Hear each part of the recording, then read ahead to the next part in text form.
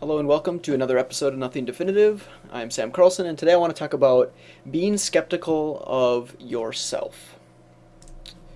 Um, Being skeptical of not only the external world, which is a great thing. I really suggest that everyone be skeptical of what people tell you, of the things that you learn, everything external to who you are. You should be skeptical of, unless you're really sure, unless you've seen a lot, you've observed a lot of data or something like that.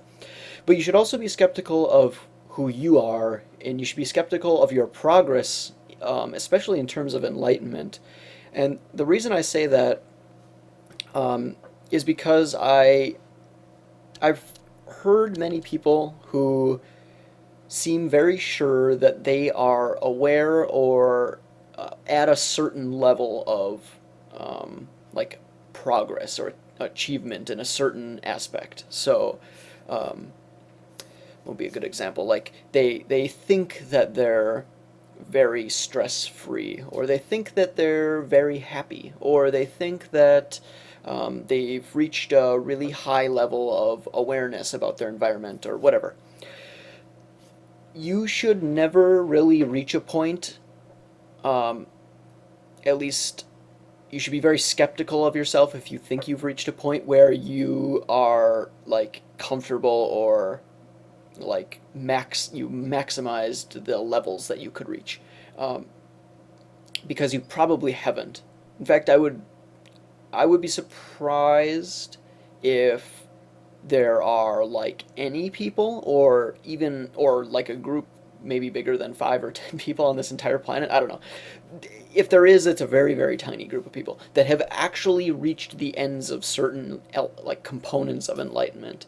Um, don't set barriers. Like if you think that you are a happy person, be skeptical of that and say, am I really that happy? Maybe I just think I'm happy. Because you might discover through meditation and self reflection, or through the analysis of your environment, that I could be even happier if I eliminated these certain things, or avoided these certain people, or didn't, like, do this certain thing, or whatever. Um, you should constantly be surprising yourself about how much more progress there is to make, how many more things there are to learn.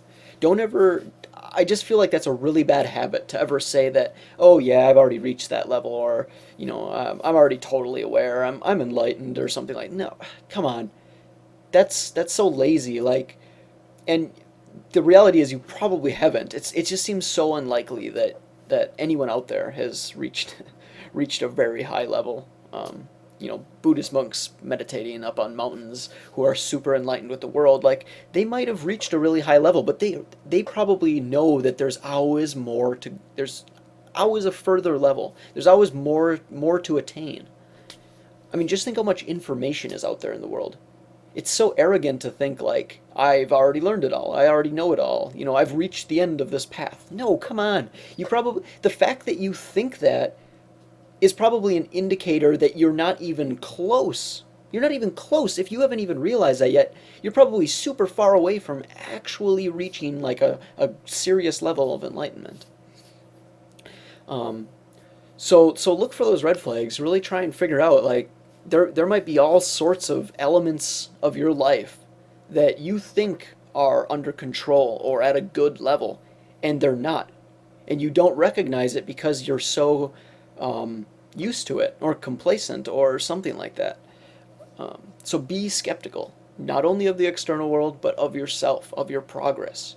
Always set that bar a little bit higher, a little bit out of reach, so you can have something to work for, and you'll start to discover more and more surprising things about who you are and how you fit in this world. So really think about it. I think I think it'll surprise you. So good luck, and see you next time.